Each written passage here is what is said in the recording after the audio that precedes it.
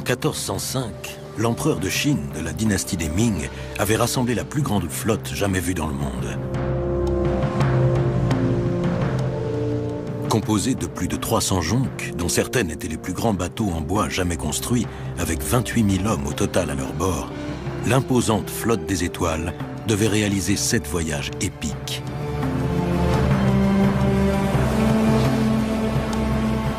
Les archives montrent que sous le commandement suprême d'un eunuque musulman du nom de Zheng He, la flotte élargit le monde connu de la Chine à Malacca, Sumatra, Java, le Sri Lanka, l'Inde, l'Arabie, l'Afrique et peut-être même l'Australie. Mais après 30 ans de réussite extraordinaire, il y eut un changement de politique radical. Des courtisans confucéens jaloux obligèrent l'empereur à abandonner sa politique maritime ambitieuse. Zheng He sombra dans l'oubli, sa flotte fut démantelée et un grand nombre de ses cartes, journaux et archives détruits. Le vide ainsi créé a alimenté l'idée qu'il pourrait y avoir un chapitre manquant dans l'histoire de la flotte des Ming. Gavin Menzies, ancien commandant de sous-marins de la Royal Navy, a passé 15 ans plongé dans des cartes et des documents de l'époque.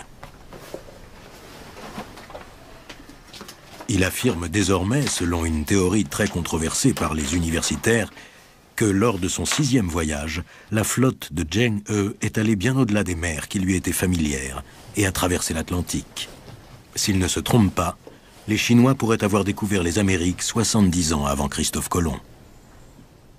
Quand les premiers explorateurs européens sont partis pour le Nouveau Monde, tous sans exception parmi les grands navigateurs avaient une carte leur montrant la route à suivre. Pas un de ces grands explorateurs ne découvrit quoi que ce soit de nouveau. Quelqu'un l'avait fait avant eux.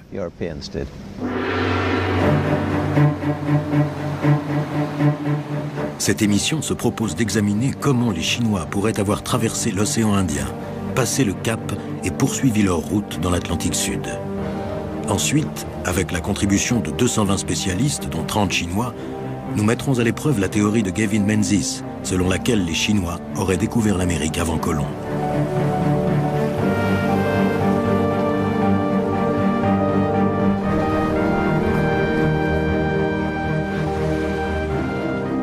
La nouvelle théorie de Menzies sur l'histoire commence en 1421, dans le port animé de Calicut.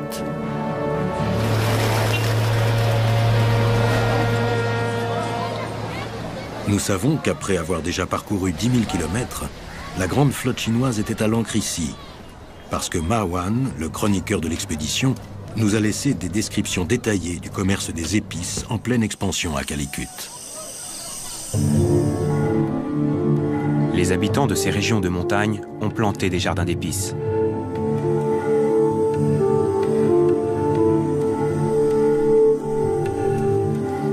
Quand arrive le moment de la 10e lune, le poivre arrive à maturation.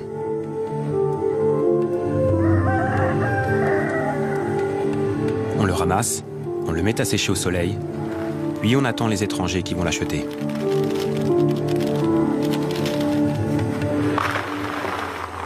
Marwan n'était pas le seul étranger à visiter Calicut à cette époque.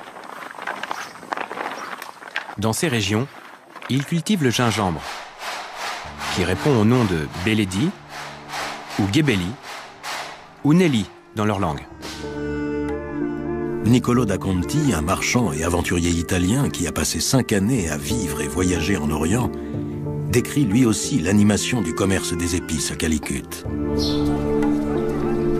Le récit de da Conti sur la façon dont il séchait le gingembre il y a 600 ans donne l'impression d'avoir été écrit hier. Le gingembre provient de la racine d'un arbuste. Il le recouvre de cendres et l'expose au soleil des tropiques 3 jours durant, au terme desquels il a séché.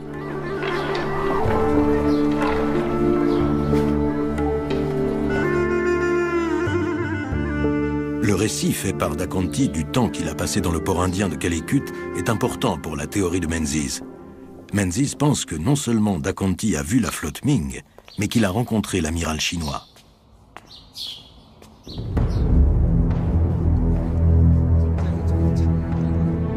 Menzies fait état d'une statue de Zheng He et de ses amiraux que l'on a récemment retrouvée en Chine. On y remarque la présence d'un mystérieux étranger dont Menzies pense que c'est Da Conti.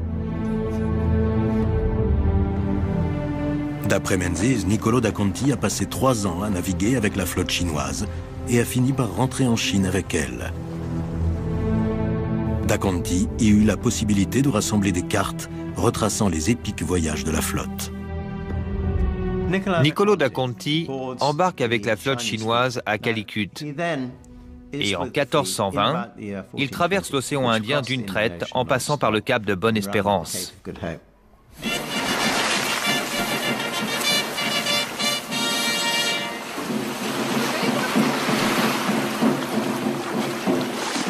Niccolò da Conti revient à Venise.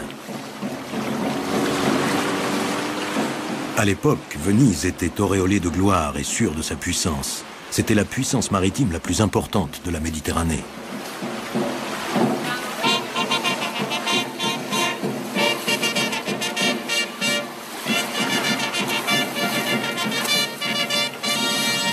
C'était aussi le terminus des routes commerciales qui menaient à l'est, vers le monde arabe et au-delà. C'est ici que Da Conti aurait pu rencontrer le frère Mauro, un moine passé maître dans l'art de la cartographie qui vivait dans un monastère en ville. Le frère Mauro se faisait un devoir de poser des questions aux voyageurs, comme Da Conti, qui traversaient la ville et lui fournissaient une mine de récits de voyage et d'informations géographiques rapportées des confins du monde connu.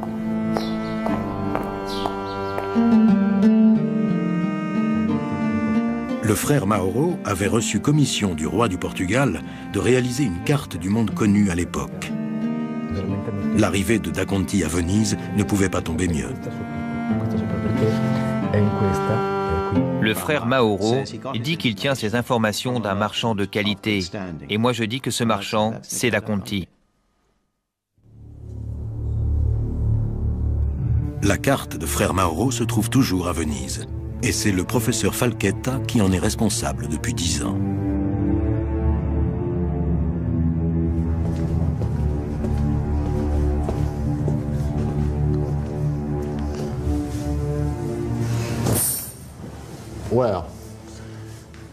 Voici la carte. Voilà la Méditerranée. Et on peut voir qu'elle est à l'envers, parce que la carte est à l'envers. Voici l'Afrique, et le bas de ce continent se trouve ici. Il y a une inscription très intéressante qui dit que vers 1420, une jonque orientale venue certainement de Chine a traversé l'océan Indien dans la direction des îles des hommes et des femmes. Elle est passée au large du cap de Diab, entre l'île verte et l'obscurité pendant 40 jours. Gavin Menzies est certain de savoir ce que signifie l'île verte. Le frère Mauro dit ensuite que la jonque venue d'Inde a atteint les îles Verdes, 40 jours à une vitesse de 5 nœuds, ce qui aurait été la vitesse moyenne de la flotte chinoise, les aurait menés aux îles du Cap-Vert. Donc je dis que îles Verdes, ce sont les îles du Cap-Vert. D'après le frère Mauro, un bateau oriental est parti 40 jours puis il est revenu. Cela pourrait vouloir dire que certains des bateaux de la flotte ont effectivement passé le cap de Bonne-Espérance. Le spécialiste anglais, le professeur Needham, défend ce point de vue tout comme certains spécialistes chinois. Mais Gavin Menzies en a tiré des conclusions qui vont beaucoup plus loin. La flotte de Zheng He n'aurait eu aucun problème pour traverser l'océan Atlantique. Quand on pense à la taille des bateaux portugais utilisés par De Gama et Colomb, s'ils avaient vu nos bateaux, ils auraient été sidérés. Menzies est convaincu que la carte du Vénitien prouve que la flotte Ming aurait pu se rendre dans l'océan Atlantique.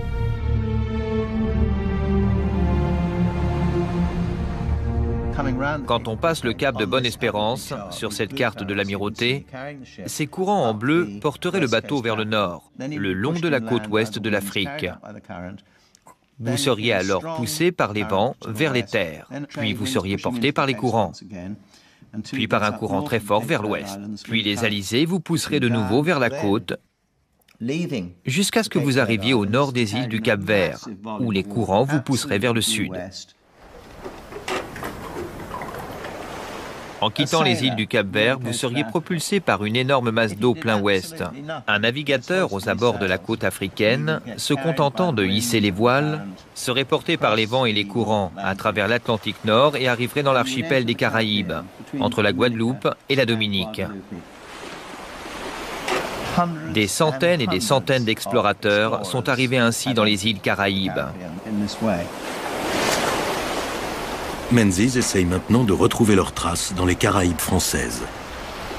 Capitaine, quel est notre cap maintenant? Le 315.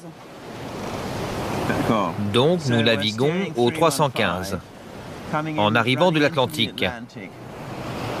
Exactement comme l'ont fait les Chinois.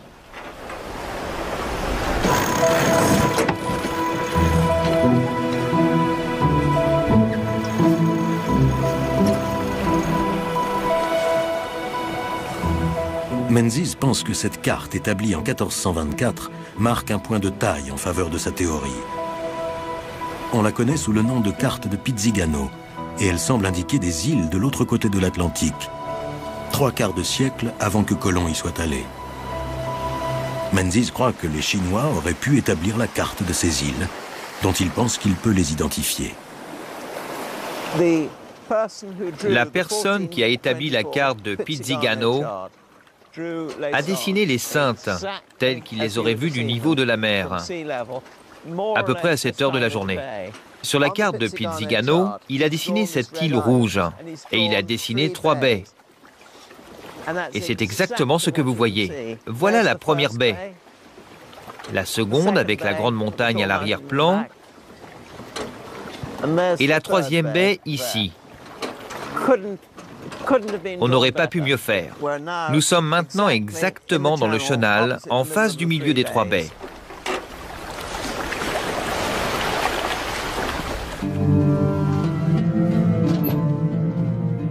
La carte fut établie à l'origine par Zuane et Pizzigano, qui appartenaient à une famille de cartographes célèbres. Elle est actuellement conservée à la bibliothèque James Ford Bell dans le Minnesota. Carol Ernest en est l'ancienne responsable. Ce que nous voyons ici, c'est un déplacement vers l'ouest.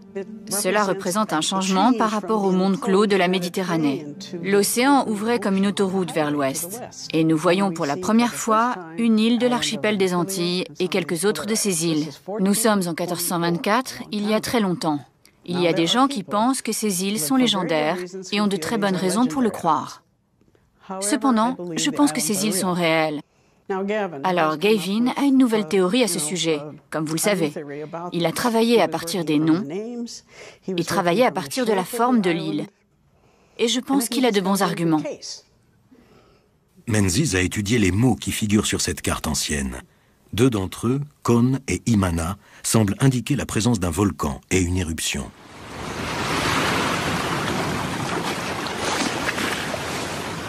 Ce que nous voyons là, c'est la Guadeloupe.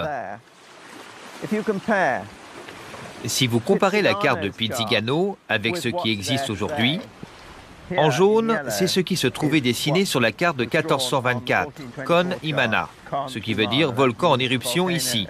Et sur la carte contemporaine, là où Pizzigano l'a dessiné, au même endroit, il y a 2 volcans, la Soufrière et la montagne des Diables. En fait, les gens du Smithsonian m'ont dit que ces volcans sont entrés 2 fois en éruption entre 1400 et 1440. Exactement comme Pizzigano le dit. L'île que l'on voit sur la carte de 1424 est bien la Guadeloupe. Les volcans, les rivières, les baies, tout est conforme à la carte de 1424. Tout est là sous vos yeux. Désormais, Menzies pense que la flotte s'est séparée. Une partie partant vers le sud et l'autre vers le nord, sous le commandement d'un amiral du nom de Joux. Il aurait traversé les Caraïbes, dépassé la Dominique et Haïti par le nord-est, puis Cuba, et en remontant Androst et Bimini.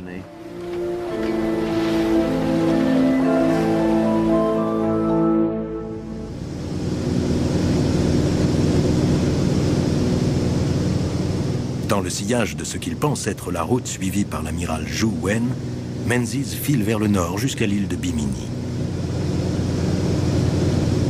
En arrivant sur l'île, on peut voir l'une des dunes aux requins, comme on les appelle, étrange phénomène en forme de poisson. Menzies pense que ces dunes contiennent les vestiges de jonques chinoises, parce qu'il est convaincu que la flotte Ming a été victime d'un ouragan à Bimini.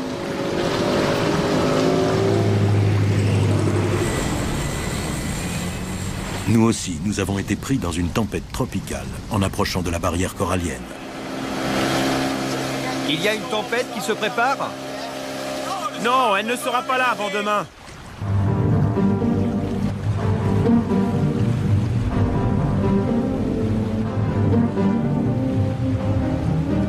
La flotte doubla la pointe de Bimini. Ils étaient dans un état épouvantable. Ils avaient déchiqueté leur fond en passant la barrière de corail.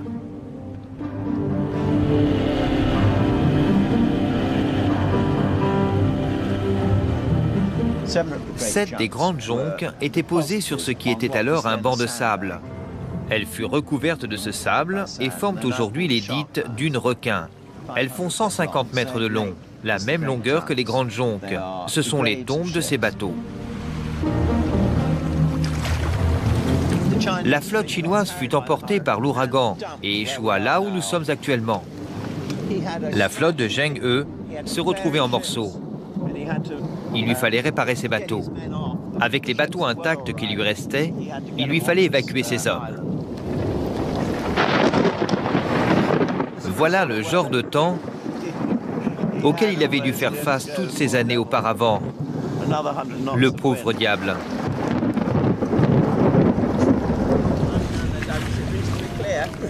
Après le passage de l'ouragan, Menzies nous emmena voir cette curieuse formation rocheuse sous-marine connue dans le monde entier sous le nom de route de Bimini.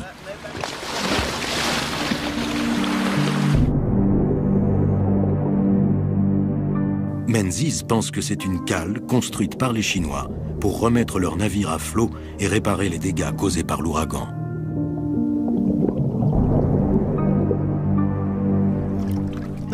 Ils ont utilisé les rochers et le lest des bateaux pour construire cette cale entre ici et la plage.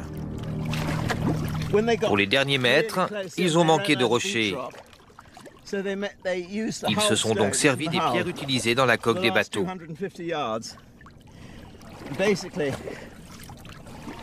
Cette chaussée fait 400 mètres de long. C'est une cale géante destinée à remonter les jonques sur la plage.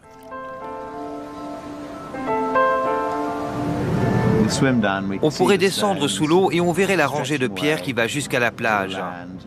Tout à fait comme on imagine une cale. Des civilisations évoluées avaient déjà construit des routes, bien avant que les Européens arrivent. Je dis que ce sont les Chinois.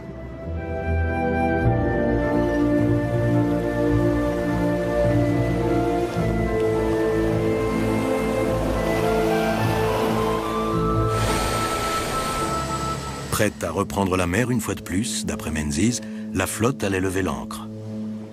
Quand ils quittèrent Bimini, les Chinois ne pouvaient aller que dans une direction, et c'était vers le nord. C'est la direction dans laquelle les vents et les courants les auraient poussés, vers la Floride. Et donc, en 1421, quelques 70 ans avant Colomb, si Menzies a raison, les Chinois ont enfin réussi, peut-être, à aborder le continent américain.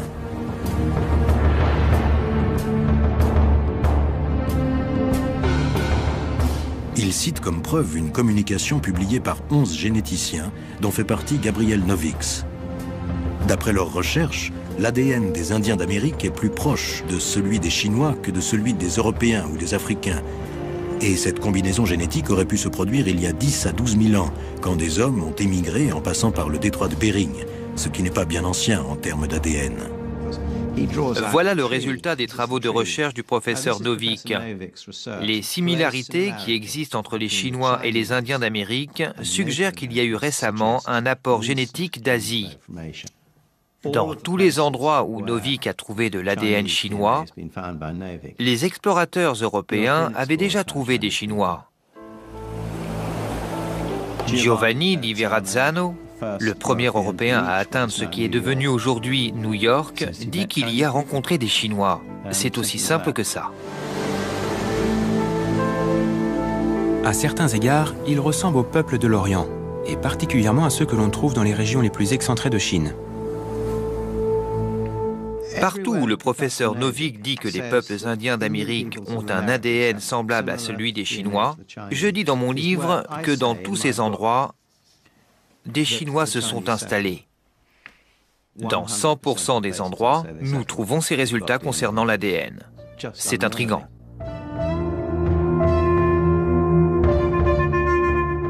Menzies pense qu'il y a d'autres indices prouvant que les Chinois ont atteint l'Amérique. Il est convaincu qu'ils ont construit des postes d'observation le long des routes qu'ils ont empruntées. Les Chinois avaient des siècles de connaissances en astronomie et en navigation à partir des étoiles. Mais il y avait une limite à l'étude des étoiles depuis le pont d'un navire en pleine mer, d'où les observatoires. Menzies en a identifié potentiellement 28 de par le monde.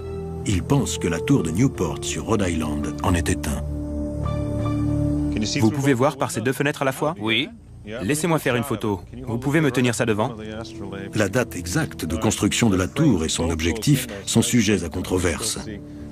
Au fil du temps, elle a pu servir de bien des façons. Le professeur Bill Penhallow a passé des années à étudier la tour. Il a accepté de tester la théorie de Menzies, selon laquelle la tour aurait pu servir à résoudre la grande énigme qui se posait aux astronomes du Moyen-Âge, la longitude. Donc, la ligne du haut est située dans une direction plein nord-sud. Et nous avons un fil à plomb qui descend comme ceci. Et ces deux lignes indiquent un méridien local.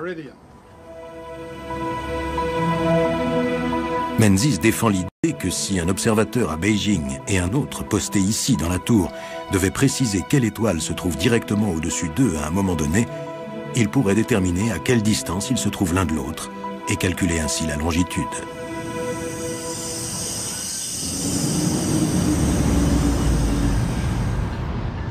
La tour avait peut-être un double objectif. Menzies est d'accord avec la théorie de Bob Hassel selon laquelle la tour aurait aussi servi de phare. Très intéressant. Pourquoi construire une cheminée à 40 mètres du sol? Ça n'a pas beaucoup de sens tant que vous n'avez pas regardé cette cheminée par cette fenêtre. Elle se trouve dans l'axe de l'endroit où vous voudriez tourner pour entrer dans le port de Newport. D'accord. D'un point de vue de marin, c'est fascinant. La tour se trouve juste sur cette pointe-là. Oui, la cheminée et la fenêtre forment un angle précis. Quel est cet angle? Cet angle mesure 264,5 degrés, jusqu'à ce point-là. Le fil indique l'axe de vue depuis la fenêtre de la tour jusque dans le port. En fait, si vous entriez dans le port, dans l'océan, vous verriez alors la tour. Vous verriez la lumière, et cette lumière qui viendrait de cette fenêtre serait visible du chenal. À ce moment-là, vous seriez arrivé à bon port, protégé de la marée et des vents.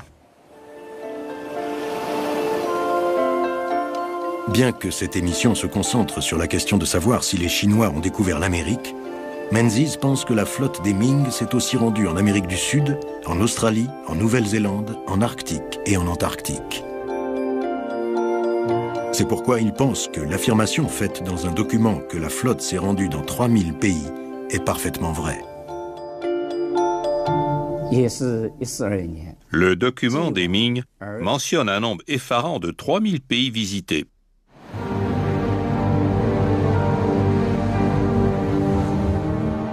Si Menzies a raison, il faudra réécrire l'histoire.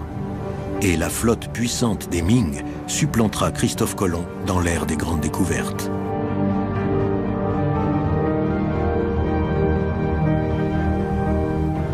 Alors les Chinois furent-ils les premiers à atteindre l'Amérique? Revenons au port indien de Calicut et au point de départ de la théorie révolutionnaire de Menzies.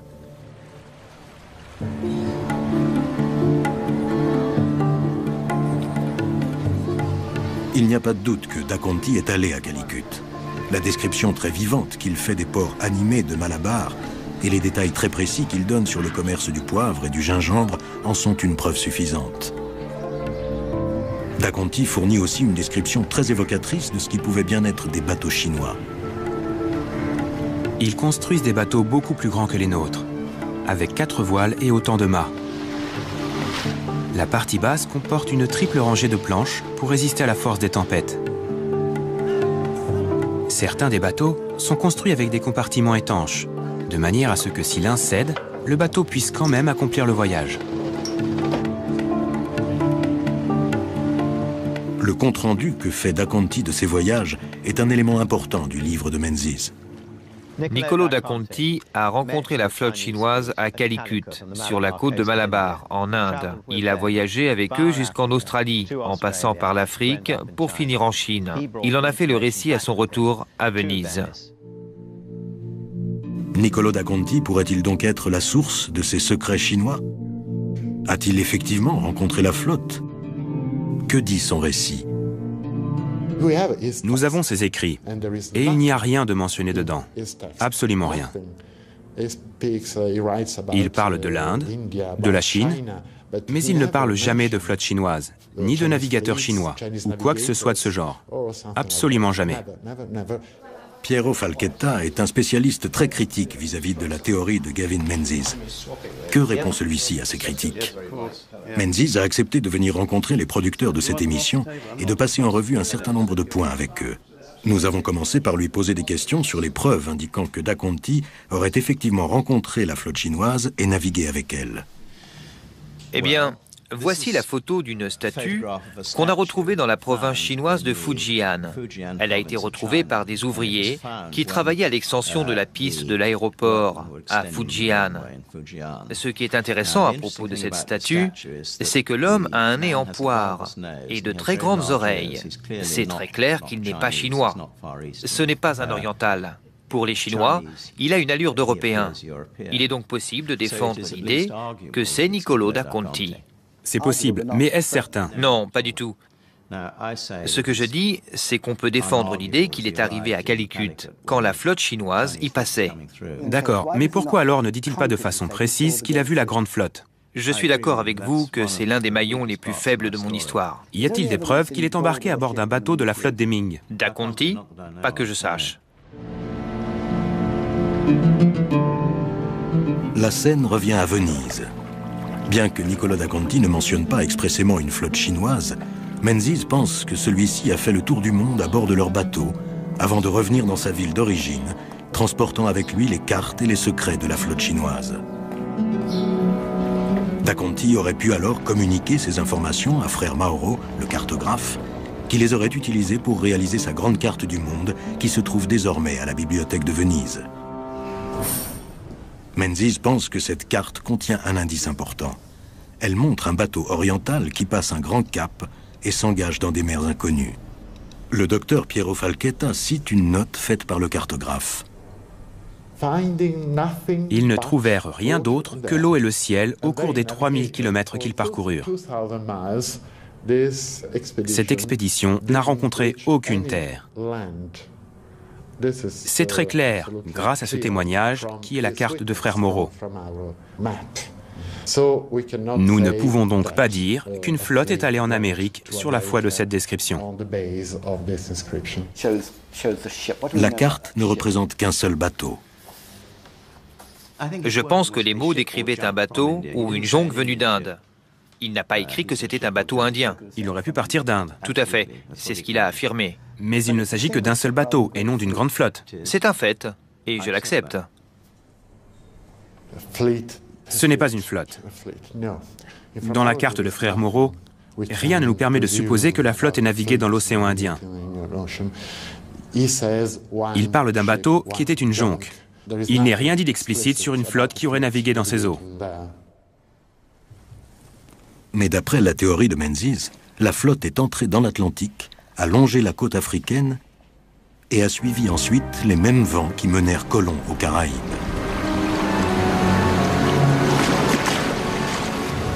La voilà, droit devant. Le marin est porté par le vent et les courants plein ouest. Il arrivera là où nous nous trouvons exactement, entre la Guadeloupe et la Martinique. Comme vous le voyez, voici la soufrière et la montagne au diable. Menzies pense que la carte de l'Atlantique établie en 1424 le fut à partir d'informations fournies par les Chinois. D'après lui, Satanazès, l'île bleue, c'est la Guadeloupe. Et l'île rouge, appelée Antillia, c'est Porto Rico. Le professeur Carol Urness, qui a étudié la carte de 1424, est impressionné par ce qu'a déduit Menzies, mais néanmoins, elle identifie quelques problèmes. L'idée que toutes ces informations proviennent d'un voyage effectué par les Chinois est un peu délicate. C'est un peu aléatoire car nous n'avons pas la carte des Chinois. Les noms donnés aux îles ne sont pas chinois. Menzies reconnaît que la carte soulève quelques problèmes. Elles ne sont pas bien placées l'une par rapport à l'autre. Et je peux supposer que Pizigano, le cartographe qui les a recopiées à partir de la carte des Chinois, a tout simplement fait une erreur. À mon avis, il les a mal transposées. Luciano da Silva, conservateur de musées portugais, a fait des recherches sur la carte ancienne et l'a comparée à celle qui se trouve dans le livre de Menzies. Voyons voir. L'île d'Antillia apparaît sur la carte de 1424 en rouge et en position verticale. Qu'a fait M. Menzies? Il a tourné l'île qui était en position verticale. Il l'a tournée en position horizontale pour pouvoir la comparer à Porto Rico. On ne fait pas des choses comme ça. On ne peut pas changer ce qui apparaît sur la carte d'origine. La carte d'origine dit que l'île d'Antillia est verticale. Il ne faut donc comparer qu'avec quelque chose de vertical, pas d'horizontal. Ça ne va donc pas du tout. Et que fait ensuite M. Menzies? L'île de Satanaz, qui apparaît en bleu, avec toutes ses baies profondes tournées vers l'Europe. Il la met à l'envers. Voici une carte marine moderne. Elle comporte toutes les caractéristiques d'une carte marine. Et ça, du point de vue de Gavin Menzies, c'est Antillia, Porto Rico, et ça, Satanazès, la Guadeloupe sur une carte contemporaine. Les îles sur la carte ancienne semblent avoir échangé leur place. Oui, il y a une inversion. Je ne veux pas entrer là-dedans, il y a une inversion. Elles sont tournées de la même manière, et je... Excusez-moi, il y a donc une confusion. Oui, c'est très confus là. Menzies pense qu'il y a d'autres indices déterminants qui lui permettent d'identifier l'île mystérieuse. Les mots Con et Imana apparaissent sur la carte. Menzies dit que ce sont des mots portugais du Moyen-Âge qui signifient d'après lui « volcan en éruption ici ». Et comme il y a eu une éruption volcanique en Guadeloupe il y a environ 600 ans, il défend l'idée que l'île bleue doit être la Guadeloupe. Nous avons montré à Gavin Menzies un email provenant d'un éminent linguiste portugais, spécialiste du Moyen-Âge, qui dit que la traduction de Con et de Imana est erronée. Tout ce que je peux dire, c'est que le professeur Camilo dos Santos n'est pas d'accord avec ce qui est dit dans ce mail. Le professeur Camilo dos Santos dit que cela veut dire « volcan en éruption », point d'interrogation. Dos Santos a dit « Je ne suis pas spécialiste en linguistique, je suis professeur de littérature, vous devriez vérifier auprès d'autres personnes. » Il est quand même professeur de littérature médiévale. Et que faites-vous de l'autre, le spécialiste du portugais médiéval, qui a dit que ça ne pouvait pas vouloir dire cela? Je crains de ne pas pouvoir me prononcer. Le professeur Dos Santos dit qu'il ne peut pas traduire ces deux mots parce qu'il est spécialiste de littérature contemporaine. Il nous a donc dit de consulter le professeur d'Acosta, qui est spécialiste de portugais médiéval. Ces deux mots existent bien dans le portugais d'aujourd'hui. Con veut dire cône. Ça peut donc faire référence à la forme d'un volcan, par exemple. Mais ces mots n'étaient pas utilisés dans ce sens au XVe siècle. Ce n'est que beaucoup plus tard qu'on les utilise ainsi. Et il est certain que je n'ai jamais lu ces mots, que ce soit l'un ou l'autre, dans les chroniques portugaises du XVe ou du XVIe siècle, ou même dans de la documentation. Ce n'est pas ainsi que l'on parle des volcans. Et je ne le pense pas juste parce que ces mots n'étaient pas utilisés en portugais à l'époque.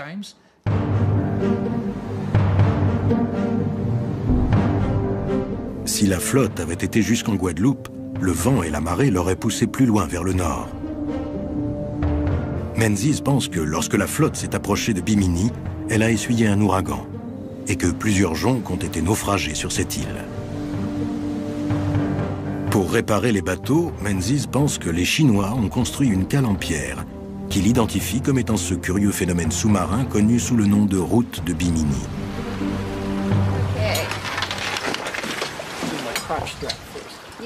Le professeur John Gifford, professeur de géologie et d'archéologie marine, a été chargé par la revue National Geographic de se plonger dans le mystère de la route de Bimini.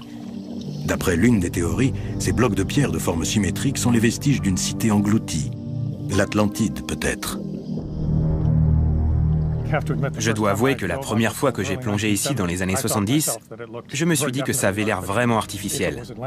Si c'était vraiment l'Atlantide, ça aurait été beaucoup plus intéressant à bien des égards. Nous avons cherché très activement des vestiges archéologiques. Nous n'avons rien trouvé du tout. En revanche, nous avons trouvé quantité d'indices sur l'origine géologique de ces pierres. Lorsque vous êtes confronté à une masse d'indices en faveur d'une origine géologique et absolument aucun indice archéologique, vous ne pouvez pas y faire grand-chose. À mon avis, ils ont été fabriqués par la nature. Il s'agit en fait de ce qu'on appelle des sédiments rocheux déposés sur la ligne de rivage. Techniquement, c'est ce qu'on appelle un rivage paléozoïque. Sur le parcours, on a trouvé divers objets fabriqués par l'homme. Il y a des blocs de ciment, et il y en a beaucoup.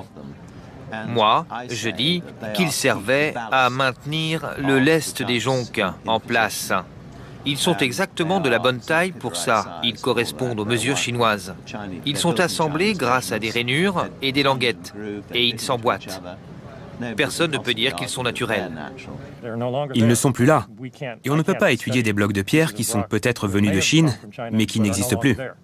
Je ne bougerai pas d'un iota sur ce point, parce qu'un grand nombre des pierres de Bimini, plus de 1000 tonnes, ont été transportées jusqu'en Floride. Et on les a utilisées dans le chenal pour les bateaux, à Fort Lauderdale. Et elles y sont encore. Vous pouvez aller les voir. Et nous avons vérifié les marques sur ces pierres.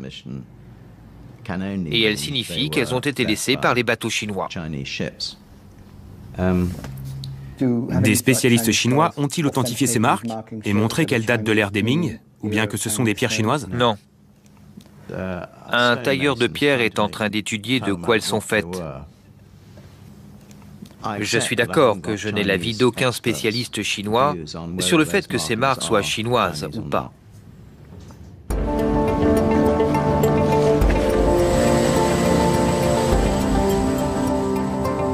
Lorsque vous quittez Bimini, vous apercevez la plage où Menzies dit qu'une partie de la flotte de Zhu Wen s'est échouée. Vous apercevez aussi un autre des phénomènes inexpliqués de Bimini, les dunes en forme de requin, ou, comme le pense Menzies, en forme de coque de jonque de la flotte des Ming. Jonque précieuse rejetée à 500 mètres sur la plage, il y a 600 ans. Menzies a demandé l'autorisation de faire des fouilles dans ces dunes, bien qu'une opération précédente n'ait montré aucun signe d'activité humaine. Si vous regardez l'une de ces cartes marines de Bimini, vous voyez très nettement qu'il y a de longues lignes ici, qui représentent en fait le développement par accrétion de la partie est de l'île. Ce sont comme des centaines ou des milliers de sédiments apportés par les marées, qui ont été repérés dans toutes les îles des Bahamas. Ce sont certainement des sédiments déposés par les marées, mais je maintiens qu'ils recouvrent des épaves. Mais il faut encore le prouver. Tout à fait. C'est donc une possibilité, mais non une preuve. Tout à fait.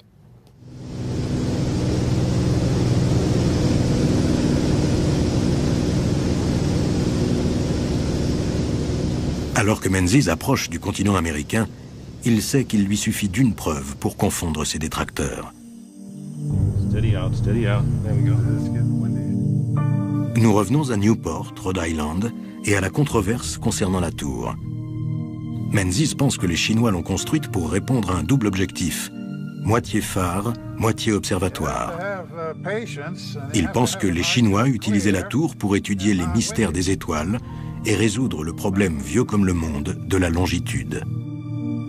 Le professeur Penhallow a testé la théorie de Menzies, selon laquelle on pouvait se servir de la tour pour calculer la longitude. Et il reconnaît que c'est possible, mais que les archives des Chinois ne contiennent aucune indication de ce genre de progrès. Il n'y a aucune trace en Chine d'une maîtrise de la longitude au XIVe et au XVe siècle. Absolument aucune. Les voyages de Zheng n'en portent aucune trace. Eh bien, je ne suis pas d'accord du tout avec ce point de vue. Si vous étudiez l'inventaire de leurs observatoires, il y avait tout ce qu'il leur fallait pour leur permettre de calculer la longitude. Le professeur Zhu, spécialiste chinois, fait remarquer que les cartes de Zheng He ne portent pas la moindre trace d'une telle avancée. Les cartes chinoises indiquant la latitude et la longitude ne sont apparues que lorsque les jésuites sont arrivés en Chine avec ce savoir 2 siècles plus tard. D'aucuns disent que l'explication la plus simple se trouve peut-être à la bibliothèque municipale. Voici le testament de Benedict Arnold. Le testament original d'Arnold date de 1677, et voici des copies qui en ont été faites vers 1750. Il y a une phrase qui dit « De ma maison menant à mon moulin de pierre dans la ville de Newport, mentionnée ci-dessus ». Voici une carte de Newport datant de 1776 et montrant le centre-ville. On lit à cet endroit « moulin de pierre ». C'était peut-être un moulin à grains. On peut détruire n'importe quel argument. Ce n'est plus mon point principal, mon point clé. Si j'ai tout à fait tort en ce qui concerne la tour de Newport, cela n'a plus vraiment d'incidence sur mon propos. Parce que mon idée maintenant, c'est que les premiers Européens qui sont arrivés ici, c'est-à-dire Giovanni di Verrazzano, ont trouvé une colonie chinoise. C'est ma carte maîtresse maintenant.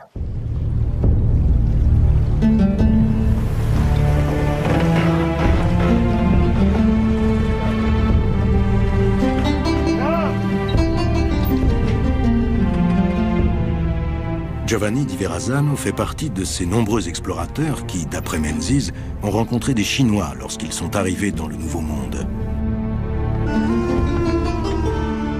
Verrazzano dirigea une expédition qui débarqua en 1524 dans ce qui est désormais New York.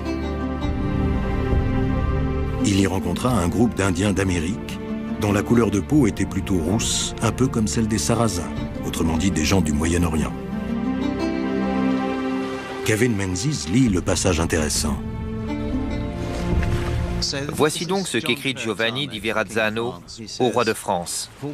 Car nous avons vu beaucoup de ces gens de corps fragiles, mais à l'esprit aiguisé, prestes et excellents coureurs, à ce que l'expérience nous en a appris. Et par ces 2 dernières qualités, ils sont comme les gens des régions orientales du monde, et notamment ceux qui vivent aux confins de la Chine.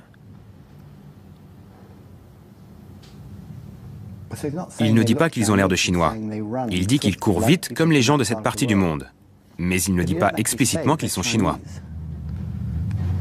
Mais il dit que par certains aspects, ils ressemblent aux gens qui vivent aux confins de la Chine.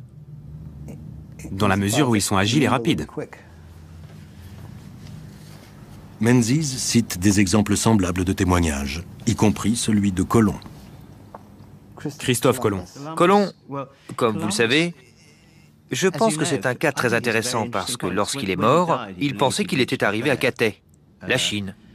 Et la raison pour laquelle il le croyait, à mon avis, c'est qu'il passait son temps à rencontrer des Chinois. Ce que je veux dire, c'est qu'il a rencontré des Chinois quand il est arrivé à Cuba, au large de la côte d'Amérique du Sud, au Groenland, en Irlande. N'est-ce pas un raisonnement qui tourne en rond? Il pensait par erreur qu'il était arrivé en Chine. Il pensait donc que tous les gens qu'il rencontrait étaient des Chinois. Vous voudrez bien m'excuser de ne pas être d'accord. Je pense que le fait qu'il passait son temps à rencontrer des Chinois l'a poussé à croire qu'il était en Chine.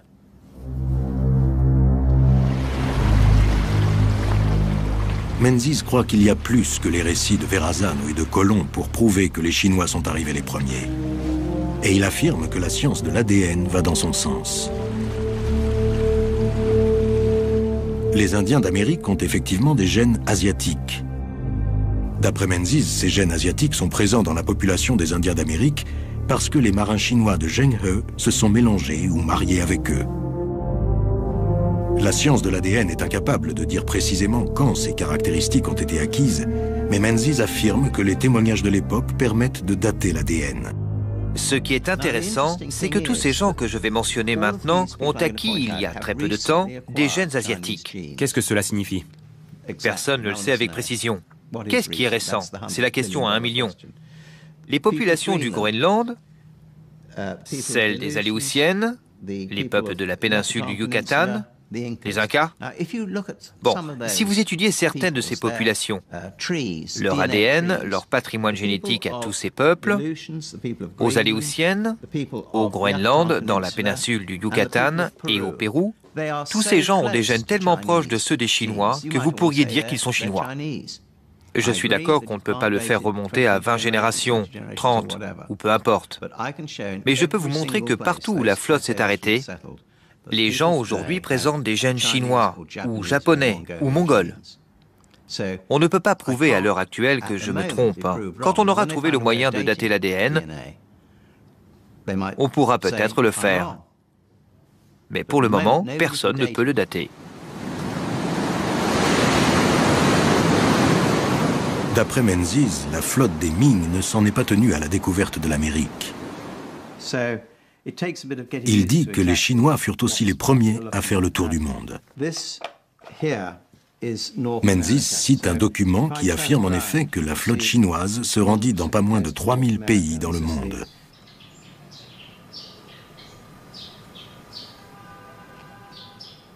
La source de Menzies est la copie manuscrite d'une pierre taillée qui a été perdue.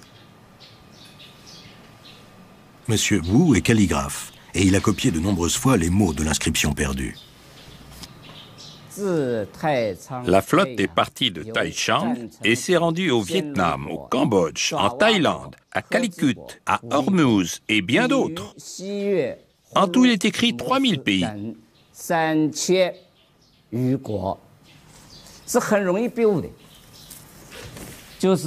Mais c'est très facile de se tromper.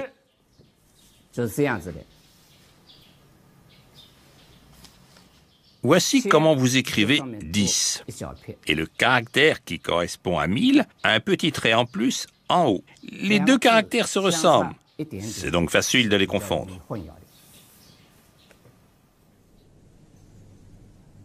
Wu compare ce document à une autre stèle sculptée du XVe siècle qui existe toujours. Érigée par Zheng He en personne, elle indique clairement 3 fois 10, et donc 30, et non pas 3000 pays. Eh bien, je pense que 30, ça n'a pas de sens. S'il s'agissait seulement de 30 pays, ça indiquerait des voyages assez limités, et par un nombre moins important de bateaux. Ça n'aurait aucun sens.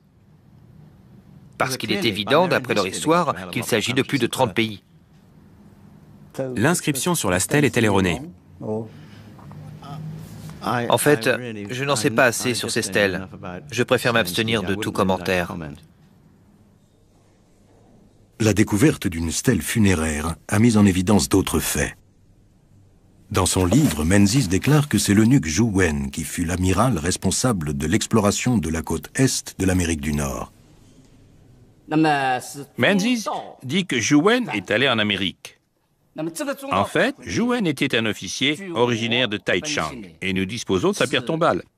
Il a effectivement fait des voyages avec Zheng He, mais sur sa pierre tombale, il est clairement écrit qu'il fut rappelé plus tôt, au milieu du voyage. On lit qu'il fut rappelé en 1421 au cours du voyage.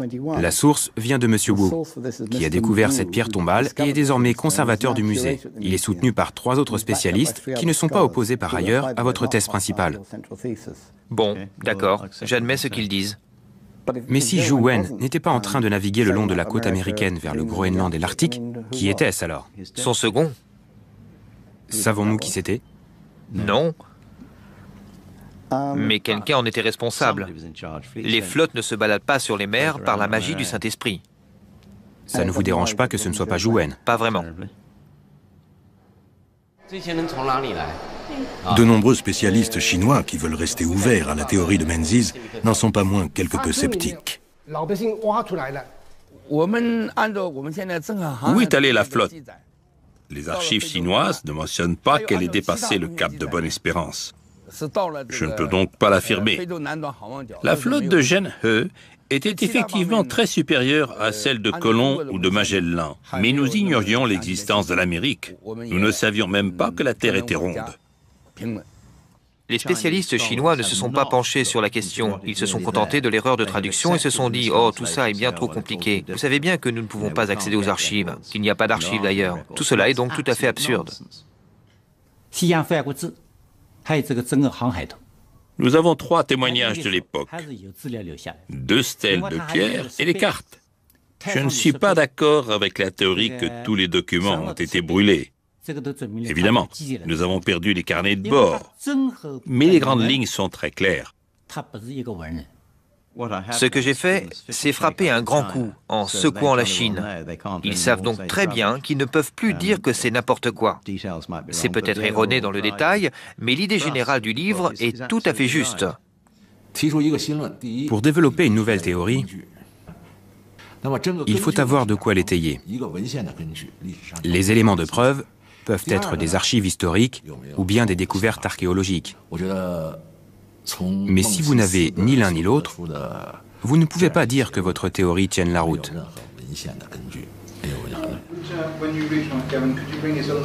Sans se laisser décourager, Gavin Menzies finance d'autres recherches encore pour connaître l'ultime destination de la flotte des étoiles. Il a créé un site web et il est submergé de nouvelles théories par des milliers d'enthousiastes. Toutes les semaines, et en moyenne toutes les minutes, quelqu'un se rend sur notre site web avec des questions, des suggestions, des opinions contradictoires.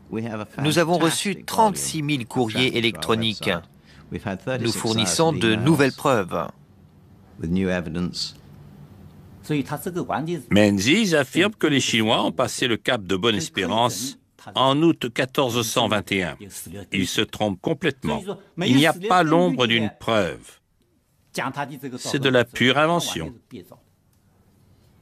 Je pense que ce n'est qu'une question de temps, avant que l'idée que cette histoire vraie ne fasse l'unanimité dans le monde entier. Et ce que je dis dans le livre ne sera plus pris pour une invention tirée par les cheveux. Tout le monde sera convaincu que j'ai raison et que ça tombe sous le sens. Je trouve le livre extrêmement distrayant, mais je ne le prends pas du tout au sérieux. Je crains qu'un grand nombre de gens n'acceptent pas toutes les affirmations de ce livre, faute de pouvoir faire la différence entre science et pseudo-science. Certains des points évoqués aujourd'hui ébranlent-ils votre conviction et votre foi en ce récit? Non. Aucun. Alors que controverses et spéculations en tout genre continuent à entourer les voyages de Zheng He et de la flotte des étoiles, il reste un mystère. C'est le mystère qui a lancé Menzies dans sa quête au départ. 70 ans avant Christophe Colomb, quelqu'un semble avoir établi une carte des îles qui se trouvent de l'autre côté de l'Atlantique. Étaient-ce les Chinois? Sinon, qui? Pour le moment, tout le monde est au moins d'accord sur la fin de cette histoire. Au cours de ces 30 années, la flotte des Ming a fait 7 grands voyages. Au début, ses exploits ont rencontré l'approbation totale de l'empereur et de son peuple. La richesse et l'influence que cela lui a apporté ont conforté son prestige. Mais les courtisans et les officiels qui lui avaient déconseillé ces voyages ne pouvaient que ronger leurs freins de plus en plus.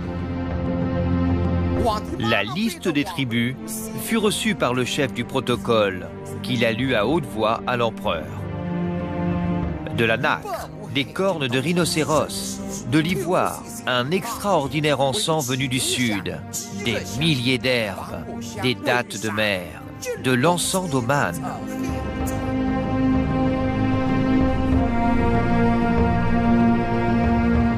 L'euphorie ne devait pas durer. En 1424, l'empereur meurt et son successeur est opposé à ses projets grandioses. Le nouvel empereur consigna la flotte des étoiles à quai et renversa le cours de la politique maritime expansionniste de la Chine. Et c'est ainsi que la Chine tourna le dos au monde. Pour éviter toute rechute, les journaux de bord de ces grandes expéditions furent brûlés. Le grand amiral Zheng He fut mis sur la touche, son œuvre inachevée.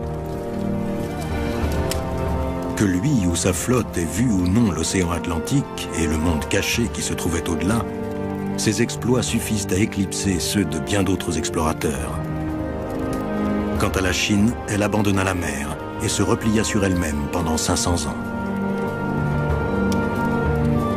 Ce n'est que récemment que la Chine a commencé à renouer avec le monde qu'elle aurait pu dominer autrefois, et l'amiral Zheng He est redevenu un héros national.